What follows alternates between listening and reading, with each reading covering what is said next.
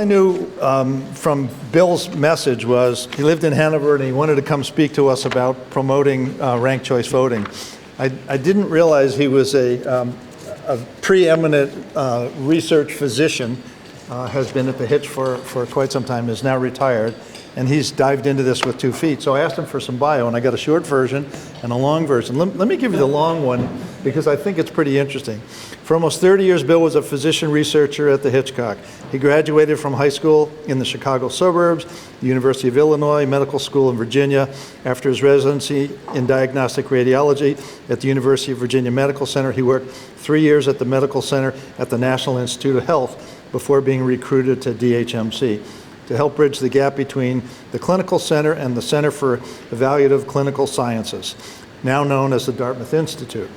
For several years, he served on the executive committee of the National Institute of Health, sponsoring National Lung Screening Trial, which enrolled more than 50,000 participants.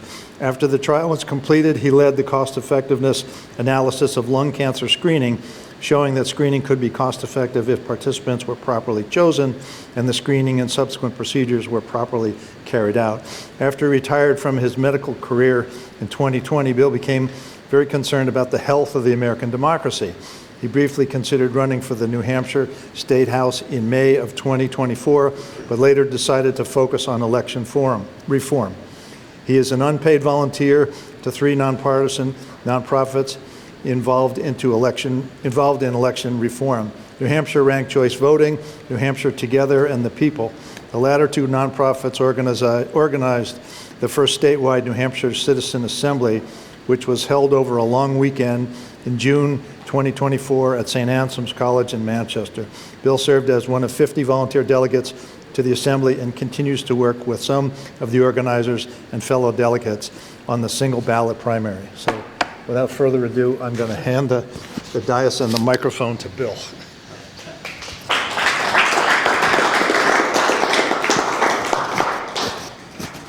Thank you very much, Bob. Maybe I should just quit while I'm ahead.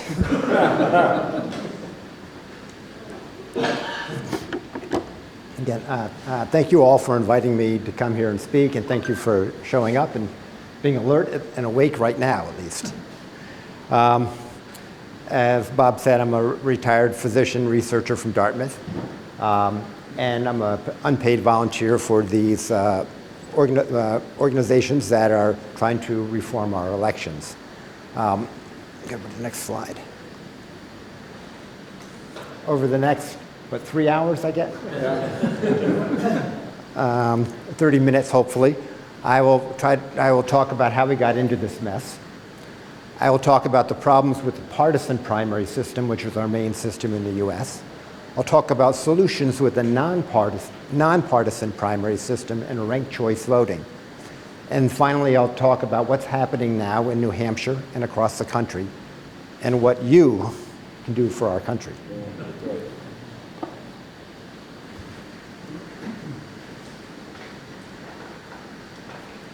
Okay, this doesn't show up very well, but the point of this slide, oops, I skipped one.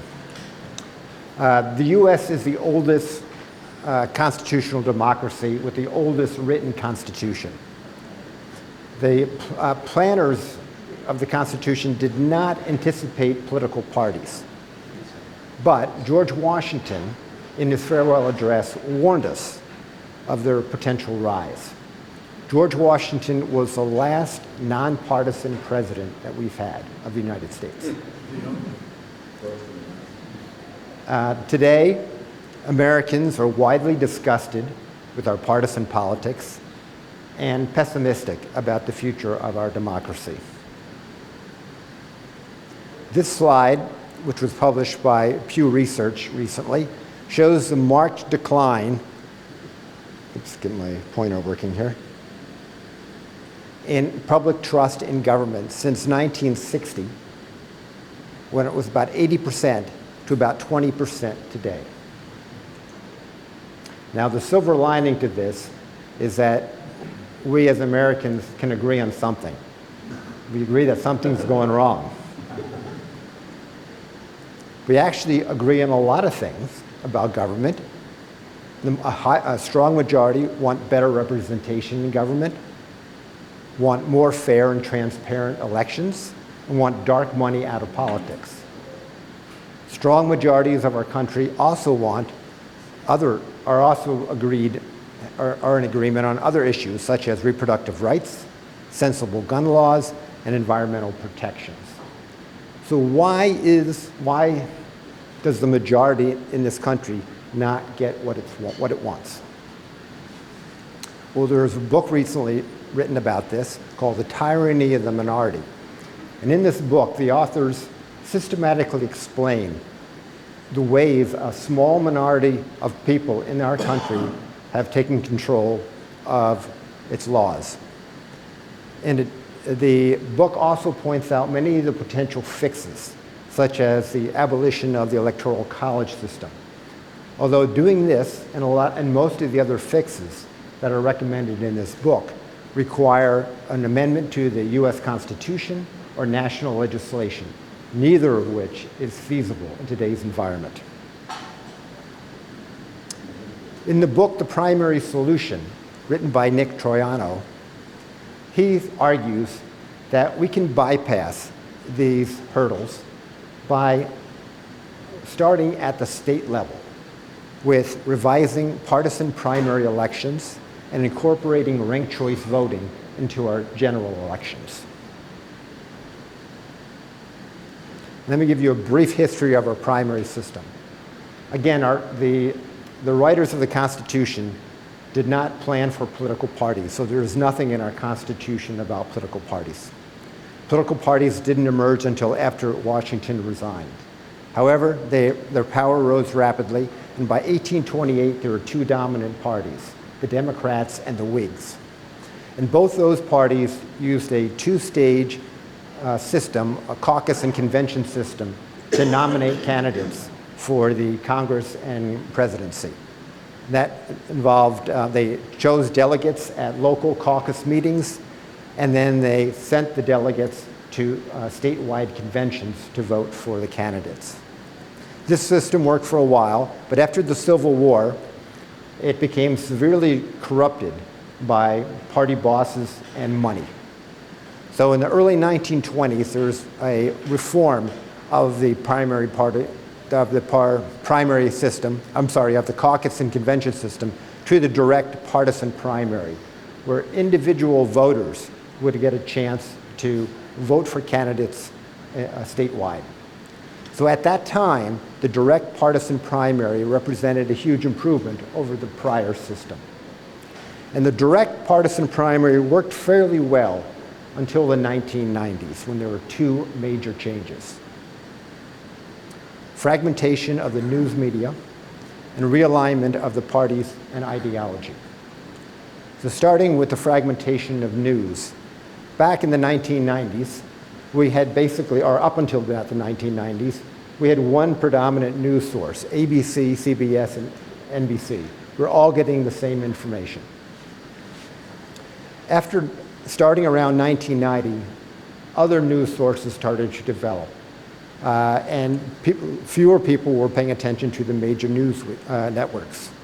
So we had developed populist talk radio, which was sort of over here on the spectrum. We developed our cable news networks on the left and on the right. We have all sorts of internet sources, and we have social media, which tend to split us apart. And I just sort of illustrate here that I think most people will agree that although both parties have moved from the center, the right has moved further from the center. The other change is the realignment of the parties and ideology. Before 1994, which was the midterm election for Clinton in his first term, there were basically four groups. There were liberal Democrats, conservative Democrats, to the left and right, respectively. Oops, I'm sorry.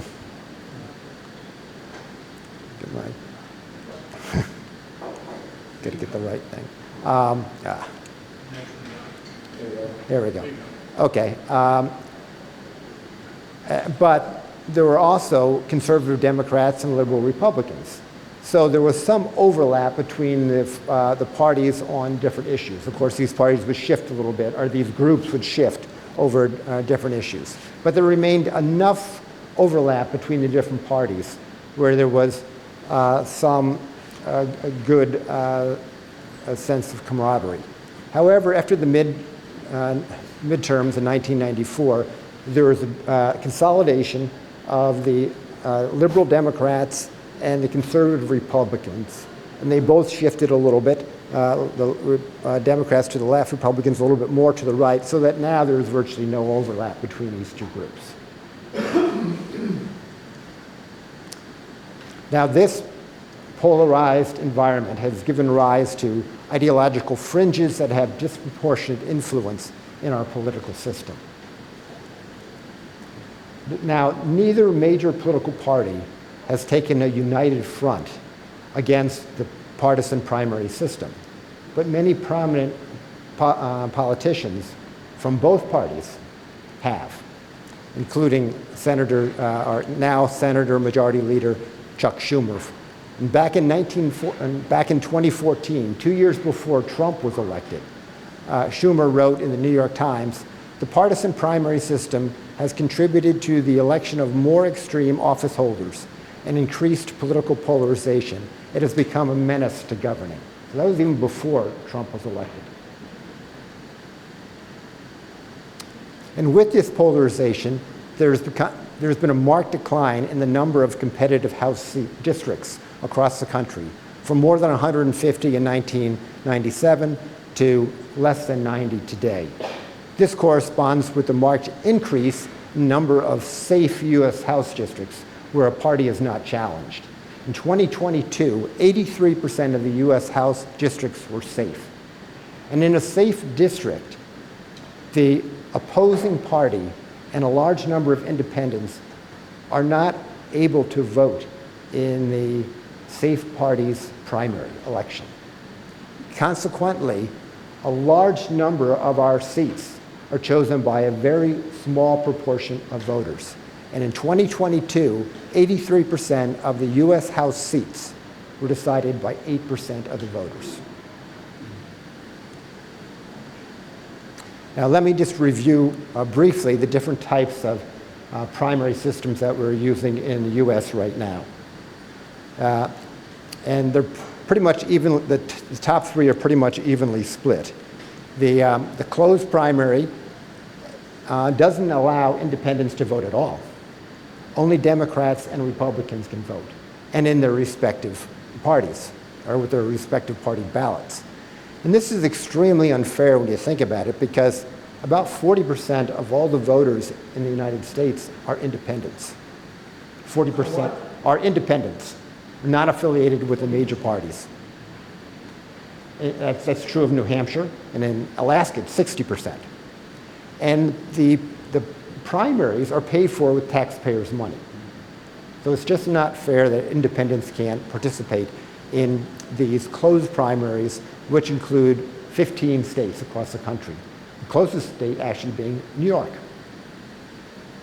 The next type system is the semi-open primary, where independents can choose either a Democrat or a Republican ballot. But again, the Democrats and Republicans must only choose their own ballots, and you can't cross over.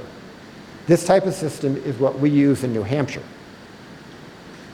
Then there's an open system where all voters can vote, but they can only vote from one ballot. So you have to choose. You're going to vote for Democrats or you're going to vote for Republicans. Vermont has this system. And then lastly, there's a nonpartisan ballot primary, where there's one ballot with all the candidates, and everybody can vote, and they can vote for a Republican and a Democrat or independent. They can vote for the full spectrum. So this gives voters the most choice. That system is used in only 4 states: California, Washington, Alaska, and Nebraska. And in Nebraska, it's only used for the state legislature. Can I ask a question? Yes. What's the difference between that and just the final election? Can you vote for 2 people in the nonpartisan? In the nonpartisan, I'll get to that. Sorry. That's okay.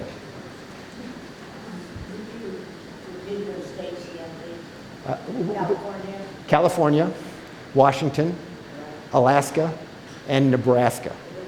But Nebraska only does it for their state legislature. They don't do it for the general election, or they don't do it for federal office. So, what is a nonpartisan primary and what does it do? With a nonpartisan primary, all candidates are on a single ballot. So all voters can choose any candidate on that single ballot. So it gives voters a lot more choice. And it also gives them more incentive to participate. Because if you're in a heavily red district, you probably don't care about voting in the primary if you're a liberal. And if you're in a very blue district, you probably don't want to vote in the primary if you're a conservative. It also, and this is just as important, it encourages the candidates to appeal more broadly to the voters.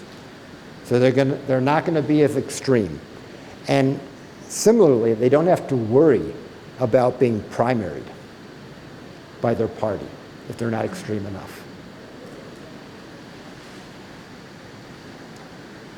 So where are nonpartisan primaries used? Well, they're actually used in 42 of the 50 largest cities in the US and many smaller cities, including Manchester, Nashua, and Concord. Statewide, as I said before, they're used in Alaska, California, Washington, and Nebraska. And they're on the ballot for November in Arizona, Colorado, Idaho, Montana, Nevada, and South Dakota.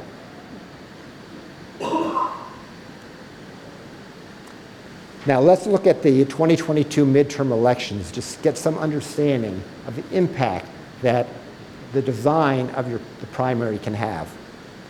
Across the country, 97% of Trump-endorsed candidates won their primary. However, of the 3 congressional Republicans who accepted the 2020 election results, or I said only 3 congressional Republicans who accepted the 2020 results won re-election.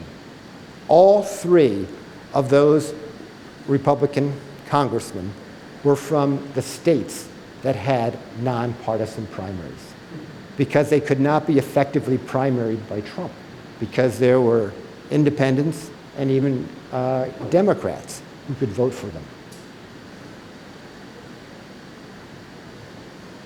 Now, we have 2 types of nonpartisan primaries currently in the US. The 3 of the states use a top 2 partisan primary, where, and this is the oldest form, where you have 2 candidates advance to the general election for each office that needs to be filled.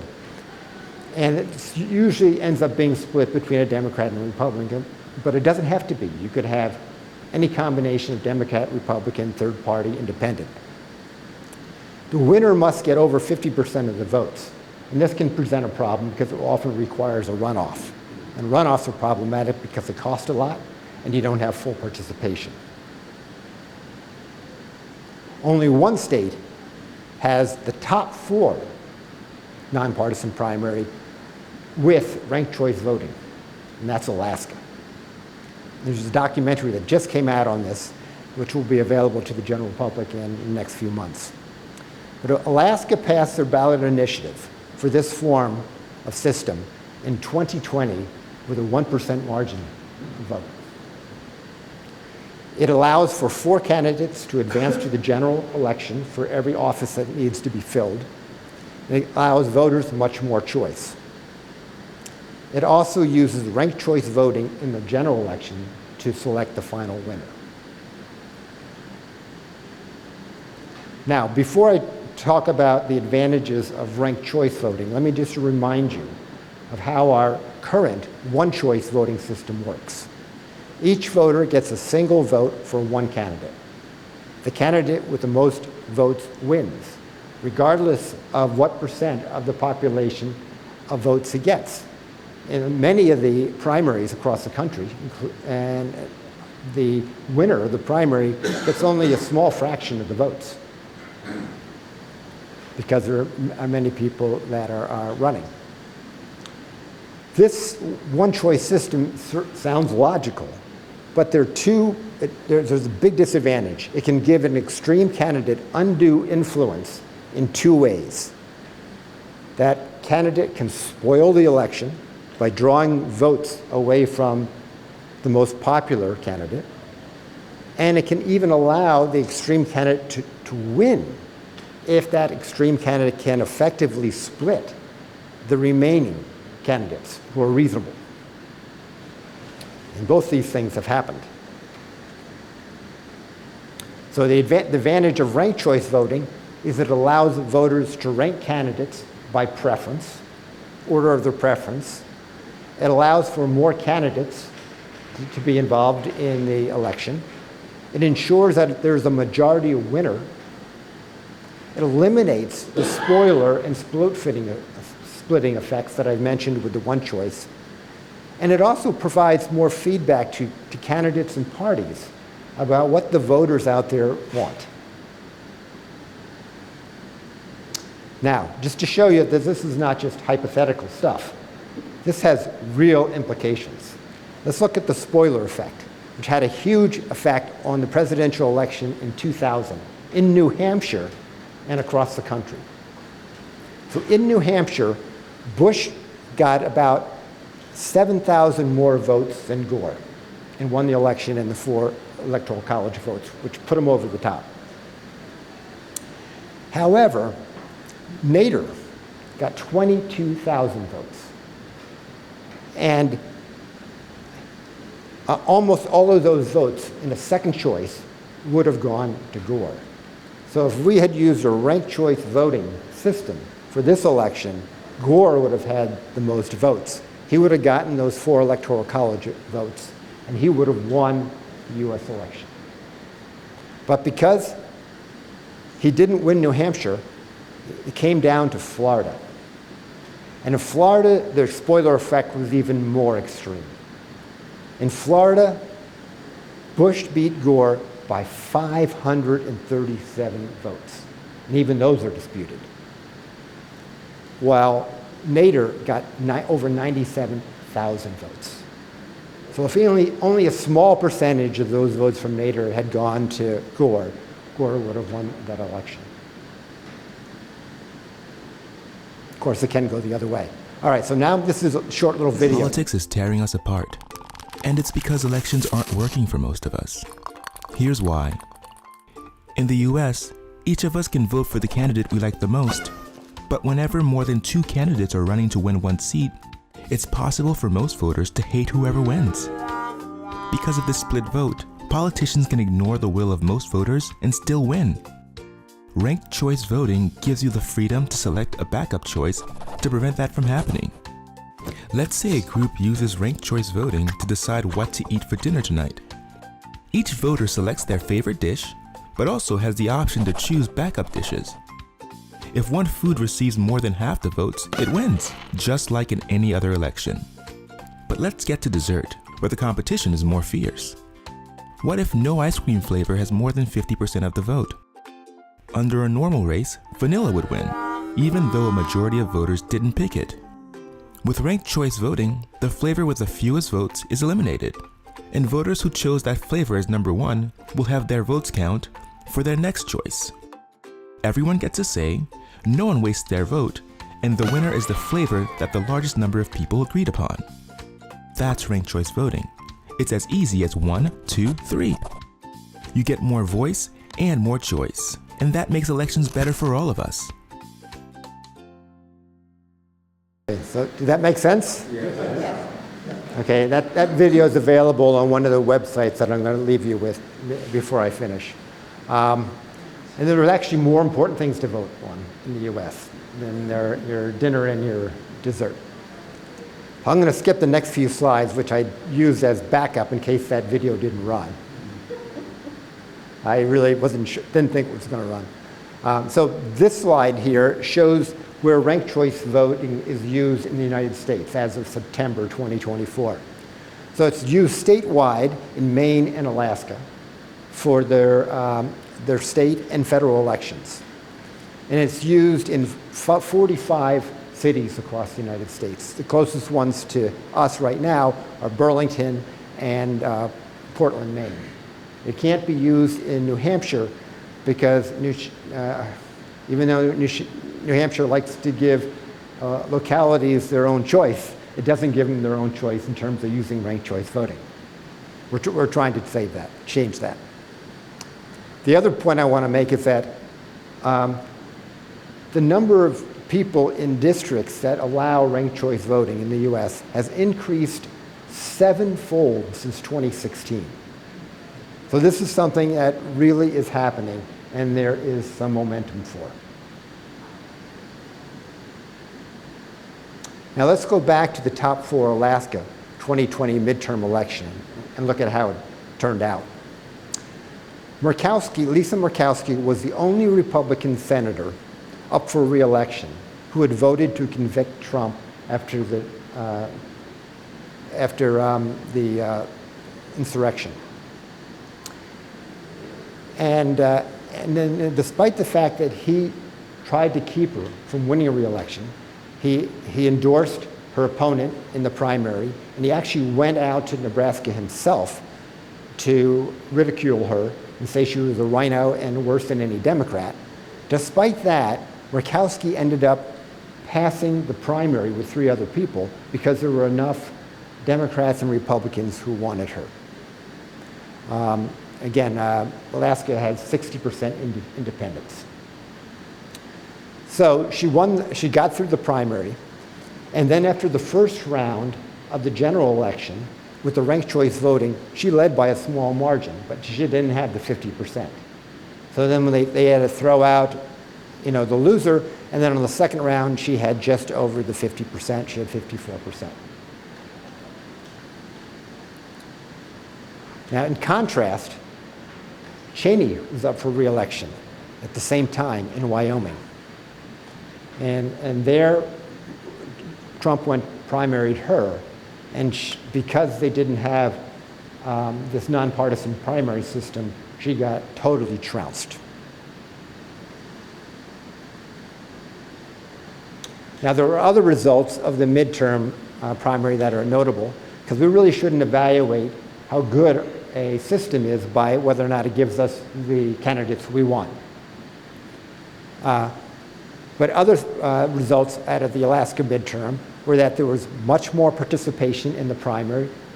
And the number of voters who participated increased from 22% to 37%. There are more candidates, and there are more parties represented in the primary. All of the statewide primaries for governor, senator, U.S. senator, and U.S. congressperson were competitive. And more than 75% of the voters who were polled after the general election said that using ranked choice voting was simple.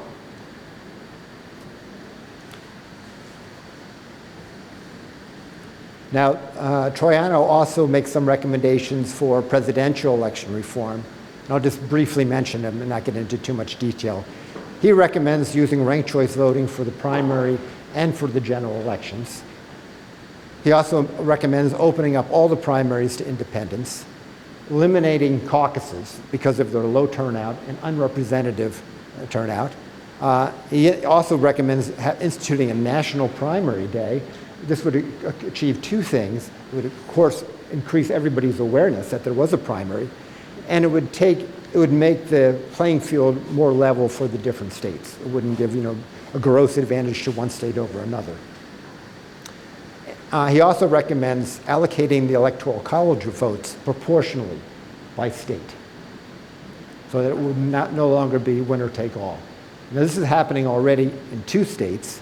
It's happening in Maine, and in the news recently, it's now happening in Nebraska. To some degree, not fully. So let me discuss now some of the objections that you may have heard to what I've been talking about. And this generally comes from the sore losers. Primary reform advantages one party over the other. And while it does tend to advantage moderates over extremists, it otherwise does not advantage a party. And a good illustration of this is what happened in Alaska. In Alaska, which leans 2-to-1 Republican to Democratic, and then a lot of independents, they elected a conservative Republican governor, a moderate Republican senator, and a moderate Democratic congresswoman. And interestingly, the senator, Murkowski, and the congresswoman, Peltola, crossed parties and endorsed one another for the general election.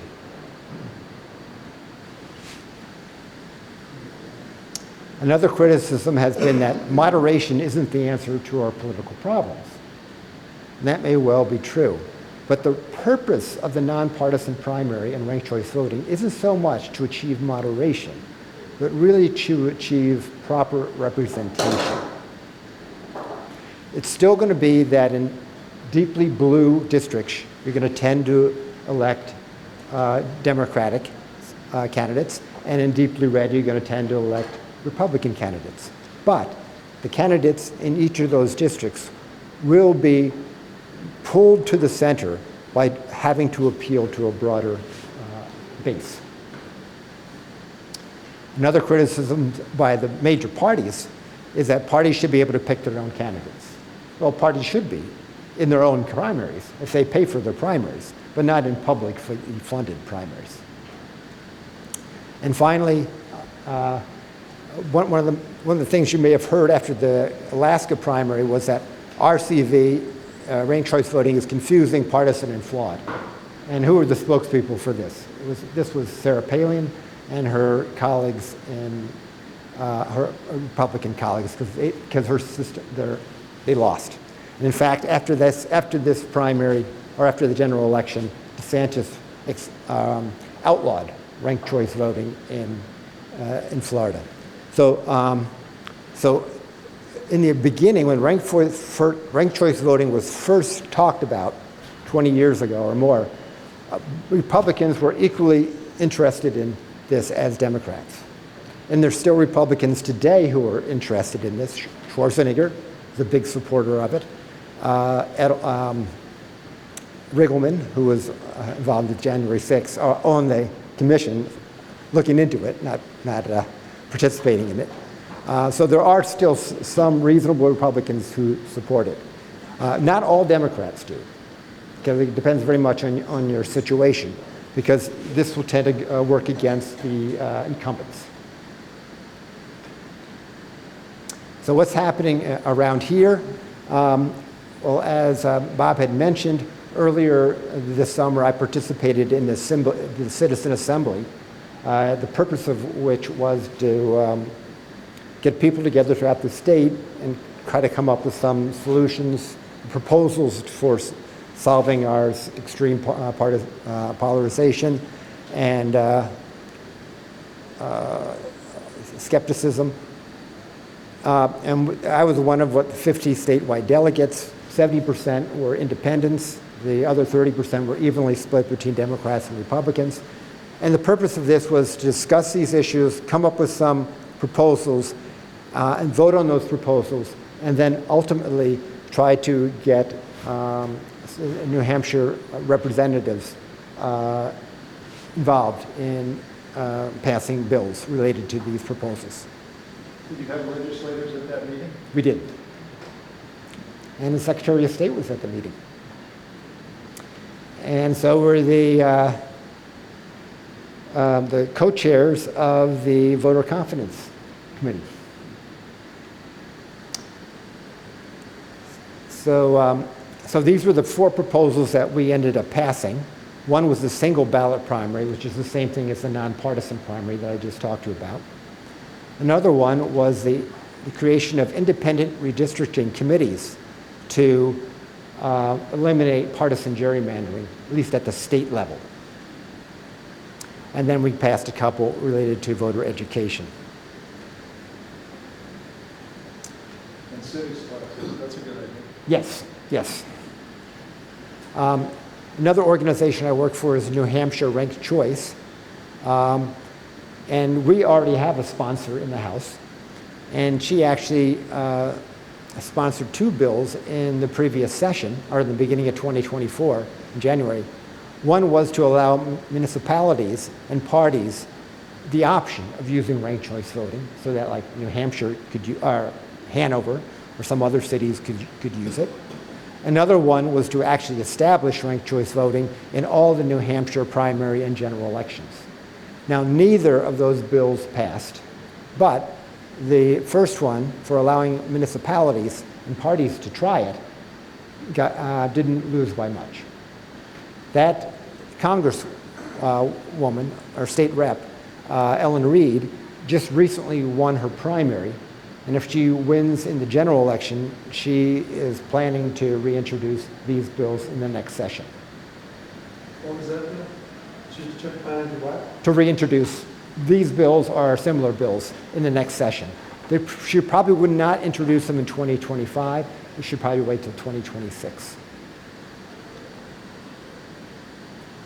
Now, across the country, there's been recent news in that the Ranked Choice Voting Act was just recently, 2 weeks ago, reintroduced into the House.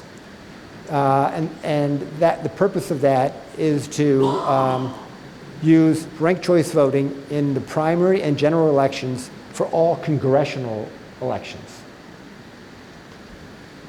And the purpose of that, again, is to reduce polarization and promote coalition building. And the main sponsors of this legislation are Jamie Raskin and Don Beyer in the House, and Senator Peter Welch from Vermont, who's going to introduce it into the Senate. So, what can you do? Probably the first place to start is to learn what you can about our election reform efforts. And I think a great source is the Primary Solution, which is, that's the book that I used. That was the primary source I used for this presentation. If you're not ready to commit yourself to reading that whole book, there are ways you can dabble. You can go to some of these websites and explore them at your leisure. The one I would start with is Unite America. That was founded by and is now still chaired by Charlie Whelan, who is a professor here at Tuck. And if you go to that website, scroll down to the bottom of the first page, you'll see that book, The Primary Solution, featured. Another organization, The People, New Hampshire, that's the organization I continue to work with on the primary ballot, on the single ballot primary. Interesting story about The People. That was started by a young woman who is now, I guess, in her mid-30s. But she was a Michigan resident back in about 2016 and just really disgusted with the Flint water crisis. And she realized after just listening to news that it was mainly due to partisan gerrymandering, that nothing could get done about it. So she just, without any legal background or any political background, she just organized a statewide effort to come up with a voter initiative to replace partisan gerrymandering with independent redistricting committees. And to everyone's amazement, she was successful, despite all the opposition that she faced, all the moneyed opposition that she faced. So they ended up passing the initiative statewide by more than 61%, which ended up transforming the state legislature, which had previously been as heavily gerrymandered as Wisconsin. She is the person, she was at the meeting in this summer that I was at, and I continue to work with her on this nonpartisan primary. She was 27 at the time that she did this. New Hampshire ranked choice voting is another place you can check out. That's a pretty limited website, but it tells you what's happening in New Hampshire. And what's really useful is it tells you who your representatives are, in case you didn't know, and it tells you how they voted on ranked choice voting bills. And it tells you when various bills are coming up for vote. And then finally, Fair Vote is a more national organization that looks at ranked choice voting and other election reforms. And that provides a lot of information, like the information on the bill that I just talked to you about, the Ranked Choice Voting Act. And that also provides little videos like the video I showed you on ranked choice voting. Now, as far as providing input, one website that I think is really useful is something called Citizens Count. That's a New Hampshire-based website, and it provides all the information you could possibly want to know about all the legislation coming up and all the legislators. And it tells you how to get in touch with all of them. And it tells you how to provide input. And it has a little advocacy toolkit. And it gives you just instructions on how you go about, commenting, or first of all, finding out if there's any bill that interests you, and then finding out its status, and then finding out when it's coming up for a vote, and what things you can do. And there you can do something just as simple as go to the website, click on something and say, I support it, or I object to it. Simple as that. If you're a little bit more impassioned, you can write something, a few sentences about why you like it or don't like it. And if you're really impassioned, you can drive down to Concord and you can testify in person. And it tells you how to do all that. The next website, General Court State, New Hampshire, is not as user-friendly, but that's where all the information is on what's happening down in Concord. And so I would actually recommend going to the first website first to get instructions on how you navigate the second website. And then finally, of course, vote. Vote in the primaries and the general elections and for the presidential years and in midterm years. So in summary, I've told you, as I'm sure you already know, Americans are widely disgusted with our partisan politics and pessimistic about the future of democracy. However, we can start solving problems at the state level by establishing single ballot primaries and incorporating ranked choice voting to eliminate the spoiler and vote splitting effects. And then what we can do, we can learn more about election reform on our own, and we can provide valuable input. So these are just some of the references, websites that I put in the presentation. So I really appreciate the fact that you stayed awake for this entire presentation. I didn't see one eye close. It's difficult to do after lunch. Yes. So I don't know if I have something funny on me or something, but anyway, everybody seemed to be very alert. So thank you. I think you could go a lot longer. I could. I have 2 more hours, yeah. right? But we'd like to give you a token of our appreciation for coming as one of our guest speakers. So this was very engaging, informative, and we're also being recorded by JAM, Junction Area Marketplace? Junction Arts and Media, pardon me. And so this will be on their website. Okay. And you'll be able to send people there who missed it today and continue to spread the word easily. So I'd like to thank them again. They're very